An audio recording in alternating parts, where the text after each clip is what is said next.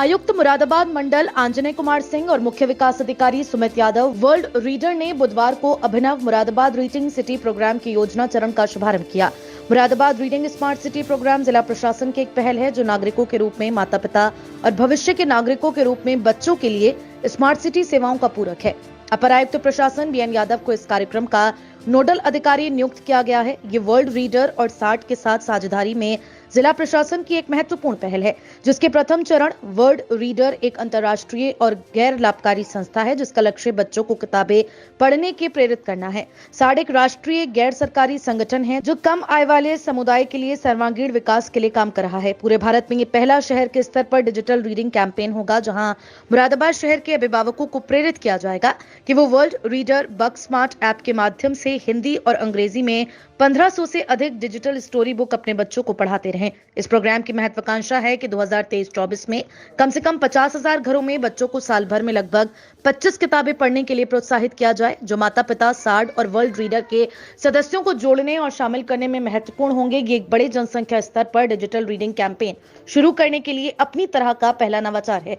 ये कार्यक्रम राष्ट्रीय शिक्षा नीति 2020, निपुण भारत मिशन, राष्ट्रीय स्मार्ट सिटी मिशन और डिजिटल इंडिया मिशन जैसे महत्वपूर्ण राष्ट्रीय एजेंडे के साथ जुड़ा हुआ है। शुरू की है। अभी आज ही मैं न्यूज़पेपर में पढ़ रहा था कि आत्महत्या को रोकने के लिए पाठ्यक्रम जारी होगा। इसका मतलब है कि कनेक्ट छूटा जा रहा है, बहुत तेज़ी से छूटा जा रहा है, एक दूसरे से इमोशनल कनेक्ट छूटा जा रहा है।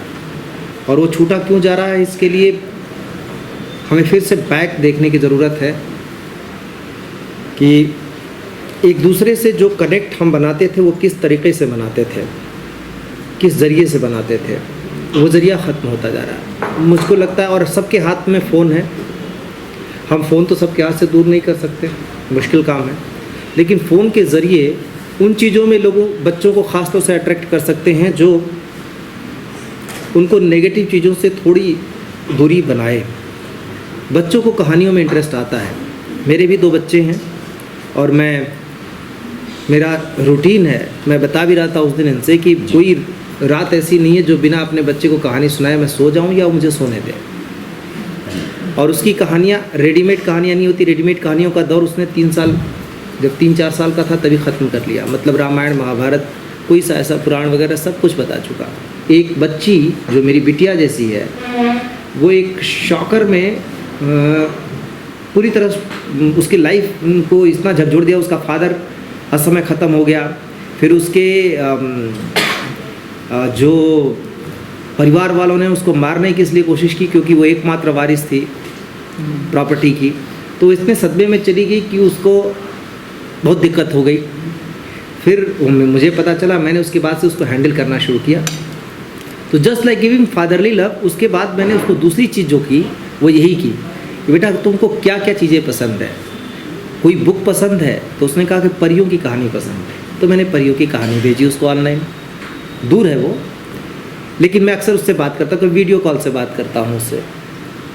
फिर अब धीरे धीरे तुम्हारी पसंद की क्या चीज़ें हैं, मैं ज़्यादातर किताबें, ज़्यादातर कहानियाँ, वो चीज़ें वो चाहती है कि वो उसके सामने जितनी देर हूँ उतनी देर भी कोई कहानी सुनाओ। मेरे पास इतना मौका नहीं मिल पाता, तो कहानियों के ज़रिए। और अब धीरे धीरे उसके अंदर इम्प्रूवमेंट आने लगा। फिज़िकल टच है, उसको जोड़ना पड़ेगा। जो ये जैसा आपने कहा कि ये बच्चों के लिए नहीं, बड़ों के लिए है।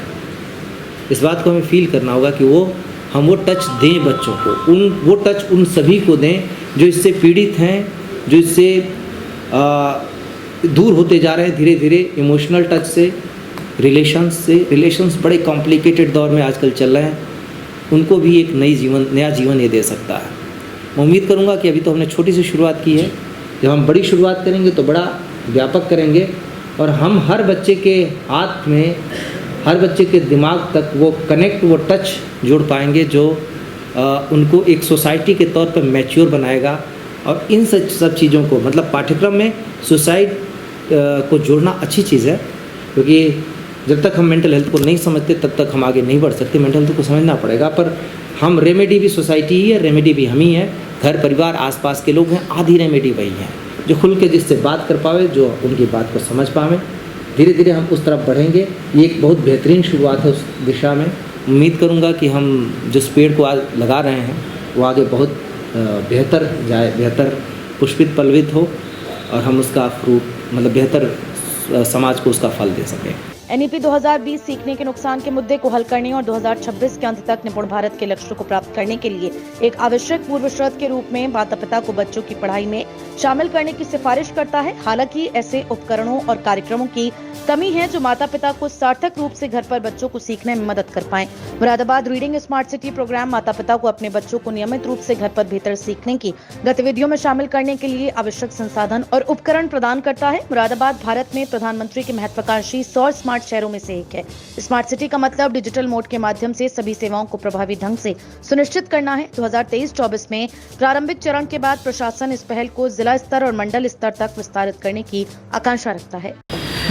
दरअसल ये मुरादाबाद को रीडिंग स्मार्ट सिटी के रूप में डेवलप करने की मंशा है और ज़िला प्रशासन की मदद से सार्ड और वर्ड रीडर के संयुक्त कोलैबोरेशन में ये एक पहल ICDS के साथ में की जा रही है, क्योंकि हम उस एज ग्रुप को टैकल करते हैं जहाँ पर बच्चों में शुरू में ही रीडिंग हैबिट अगर डेवलप हो जाए तो बाद में उनका ये नेचर बन जाएगा और फिर चाहे वो भावनात्मक विकास हो, भाषागत विकास हो, उसके लिए बच्चों को बहुत हेल्प मिलेगी। और इनिशिएट हम ज़रूर ICDS के साथ कर रहे हैं, लेकिन एजुकेशन प्राइमरी और हायर सेकेंडरी और हायर लेवल पर भी डिजिटली हम लोगों को लगभग 1500 किताबें उपलब्ध होंगी इस ऐप के माध्यम से।